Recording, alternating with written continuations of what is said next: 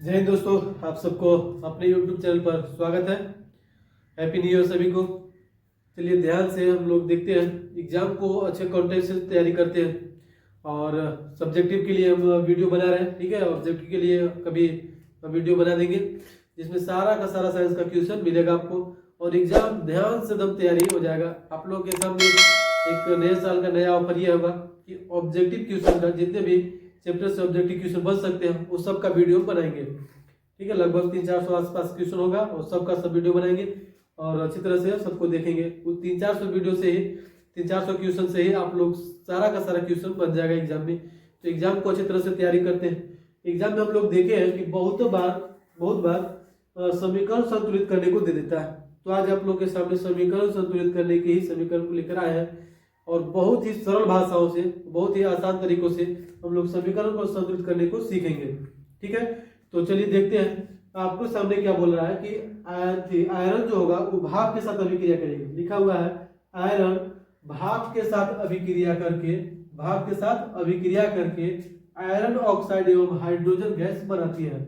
Iron oxide एवं hydrogen gas बनाती है। तो चलिए इसको हम लोग को सबसे पहला स्टेप में क्या करना होगा, सोल्यूशन जब करेंगे तो इसको शब्द समीकरण में लिखेंगे। तो शब्द समीकरण में कैसे लिखेंगे, जो भाग लिया होता है और जो बनता है। तो भाग कौन को लिया, आयरन, तो लिख देंगे आयरन। और कौन भाग लिया, भाप, तो भाप कर दिए। ठीक है, ये अभिक्रिया में भाग लिया था। अभिक्रिया के बाद देखिए लिखा हुआ अभिक्रिया करके, यानी कि अभिक्रिया के बाद जब बाद बनेगा तो कौन सी को बन रहा है, तो आयरन ऑक्साइड, तो लिख देंगे आयरन ऑक्साइड और हाइड्रोजन गैस बने तो हाइड्रोजन गैस कर देंगे। दूसरा स्टेप में करना है कि ये जो लिखे हुए शब्द समीकरण है इसको कंकाली समीकरण के रूप में लिखना है। तो कंकाली समीकरण के रूप में लिखेंगे तो आयरन का संकेत क्या होता है, Fe, और भाप किसका बना होता है, जलवाष्प का। तो जल का सूत्र होता है H2O, तो यह लिख देंगे H2O। और आयरन ऑक्साइड का होता है Fe3O4, तो Fe3O4। और हाइड्रोजन गैस को क्या लिखेंगे, H2। ठीक है, ये हम लोग को इतना 2 स्टेप में काम करना है। अब इतने करने के बाद ये जितने भी आपके सामने जो तत्व होंगे इसको एक ब्रैकेट में बंद कर देना है। ब्रैकेट बोलिए या फिर एक बक्से के रूप में इसको आराम से इस तरह से घेर देना है। तो घेर देते हैं, सभी को घेर देना है, घेर दिए। फिर इसके बाद हम लोग देखेंगे कि ये जो करने के बाद जितने भी तत्व, देखिए इतना लिखने के बाद तीसरा स्टेप कर देना है। कितना कर देना है, इसके बाद तत्व को और LHS, तत्व LHS और इसके बाद RHS। RHS का मतलब होता है राइट हैंड साइड और LHS का मतलब होता है लेफ्ट हैंड साइड, मतलब दाएं और बाएं तरफ। फिर देखिए इसमें तत्व कौन कौन है, तो तत्व में आपको दिखाई देगा सबसे पहले Fe यानी कि आयरन है, और दूसरा में H यानी कि हाइड्रोजन है, और तीसरा में O यानी कि ऑक्सीजन है। ये 3 तत्व भाग लिया हुआ है। ठीक है, तो LHS तरफ देखिए Fe कितना है, अगर कुछ यहाँ न दिया हुआ हो तो यहाँ हमेशा कितना होता है, 1 होता है। तो Fe में कितना हो जाएगा, LHS में 1। और हाइड्रोजन में देखिए, हाइड्रोजन में कितना हो जाएगा, 2। और ऑक्सीजन में कितना हो जाएगा, कुछ नहीं, तो इसका भी 1। ठीक है, उसी तरह से हम लोग RHS में भी देख लेते हैं वो साइड। तो देखिए Fe में देखेंगे तो हमेशा देखेंगे कि उसमें कितना लिखा हुआ है, 3। ठीक है, और ऑक्सीजन में कितना है, ऑक्सीजन में 4, ऑक्सीजन में 4 है। और हाइड्रोजन में कितना है, 2, हाइड्रोजन में 2 कर दिए। ठीक है, इतने करने के बाद तीसरा स्टेप में हम लोग को देखना है कि हमको के साइड गुणा करना होगा या भाग देना होगा। के साइड हम क्या करेंगे कि समीकरण मेरा संतुलित हो जाएगा। तो उसके लिए ध्यान से देखिए, ऑक्सीजन की परमाणु संख्या ज्यादा है तो इसमें हम कितना से गुणा कर देते हैं, 4 से, यानी कि LHS में इधर 4 से गुणा करेंगे। तो हम लोग यहाँ लिखेंगे अभिक्रिया, क्या लिखेंगे, अभिकारक, क्या लिखना है, अभिकारक H2O में 4 से गुणा करने पर, तो चलिए 4 से गुणा कर लेते हैं। तो यहाँ लिखा था Fe, इसको ऐसे छोड़ देना है, प्लस में H2O, तो इसको ऐसे छोड़ देना है। लेकिन इसमें कितना से गुणा करना है, 4 से गुणा कर दिए। फिर इसके बाद एरो का चिन्ह देंगे, फिर लिखेंगे Fe3O4, इसको ब्रैकेट में बंद कर देना है। फिर लिखेंगे H2, इसको भी बंद कर देना है। हो गया। इतना करने के बाद अब हम लोग इसमें देखेंगे तो एक और बनाएंगे, लिखेंगे इधर इस साइड तत्व, फिर लिखेंगे LHS, फिर लिखेंगे RHS।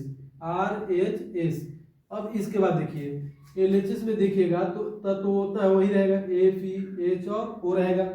Fe में कितना इधर साइड है एक, लेकिन जब हाइड्रोजन इस पर आते हैं तो हाइड्रोजन देखिए यह कितना था 2 और ये कितना है 4, तो 4 से 2 से गुणा करेंगे तो कितना हो जाएगा 8, कितना हो जाएगा 8, और ऑक्सीजन कितना हो जाएगा 4, यानी कि ये साइड तो हम देख लिए। अब वो साइड देखते हैं। Fe मेरा क्यू साइड कितना है 3, और इसके बाद O कितना है मेरा 4, और H2 कितना है 2 हो गया, इतना देख लिए। यानी कि हम लोग यहाँ देखें कि ये समीकरण इसको संतुलित, ऑक्सीजन को क्या कर दिए संतुलित कर दिए। अब तीसरा स्टेप में हमको देखना है कि किसको बराबर कर दे, तो किसको बराबर करना होगा, तो आप लोग ध्यान से देखिए। हम चलिए Fe को बराबर करते हैं, इसमें कितना से गुणा करना होगा 3 में, तो यहाँ चौथा स्टेप में लिखना होगा, चौथा में कि अभिकारक Fe में, अभिकारक Fe में 3 से गुणा करने पर, 3 से गुणा करने पर, तो चलिए गुणा करते हैं तो क्या क्या लिखेंगे Fe, इसको क्या करना था बंद, इधर भी लिख देंगे 3 से गुणा कर रहे थे। फिर इसमें लिखेंगे 4 जो आपको पहले कर दिए रहेंगे, ठीक है, उसको ऐसा ही लिखना है, तो इधर H2O लिख देंगे, फिर तीर का चिन्ह देंगे, इधर लिखेंगे Fe3O4, इसको इस तरह से बंद कर देना है, प्लस में फिर लिखेंगे H2, इसको इस साइड बंद कर देना है, कर दिए। अब इतना के बाद देखिए यहाँ हम लोग किए थे फिर ये बनाए, फिर यहाँ किए तो फिर बनाना है, ठीक है, फिर क्या करना है बनाना है, तो इसके बाद फिर बनाएंगे चौथा स्टेप में, तो उस तरह से लिखेंगे तत्व, क्या लिखना है तत्व LHS, फिर लिखेंगे RHS, फिर क्या लिखेंगे RHS। अब इस साइड देखिए तत्व में कौन कौन है FeH और O, होता ही तत्व है ना। तो चलिए LHS में देखिए Fe के हो गए मेरा 3 गो, RHS तरफ देखिए तो कितना है 3 ही है, ठीक है। हाइड्रोजन ये साइड देखते हो तो कितना होता है 8, और वो साइड देखते हैं तो कितना होता है 2, और ऑक्सीजन को देखिए साइड कितना होता है 4, और वो साइड भी कितना हो गया 4।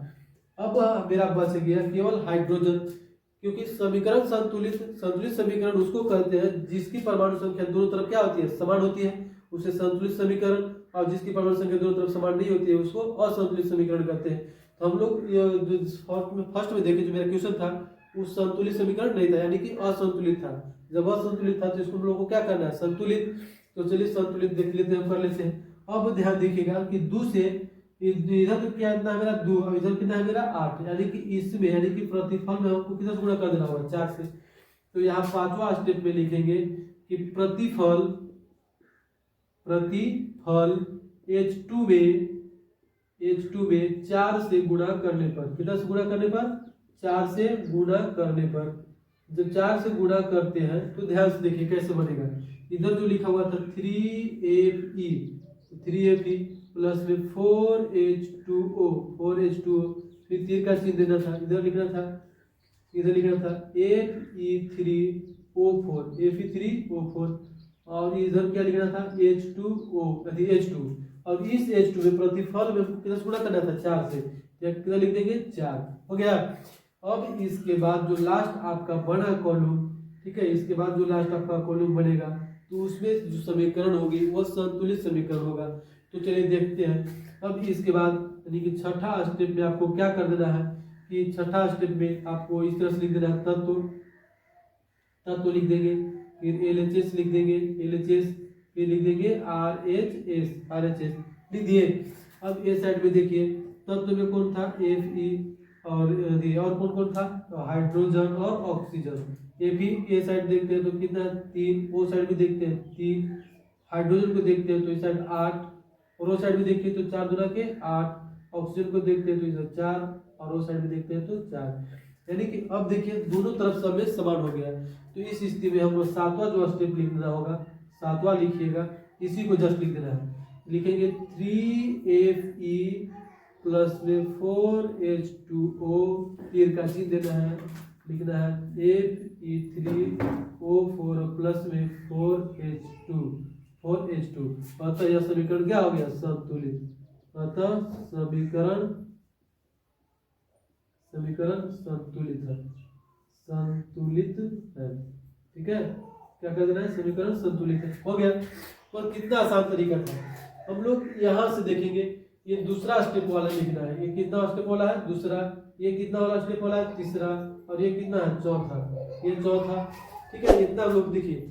सबसे पहले इसको देखिए, दूसरा स्टेप का ये क्वेश्चन था, फिर तीसरा था, तीसरा स्टेप का ये बना दिए, तो फिर चौथा का था तो चौथा ही बना दिए, और पांचवा का था तो पांचवा करने के बाद छठा स्टेप हम लोग देख लिए। ठीक है, मिलते हैं नेक्स्ट वीडियो में, तब तक के लिए थैंक यू। उम्मीद है सबको समझ में आया होगा।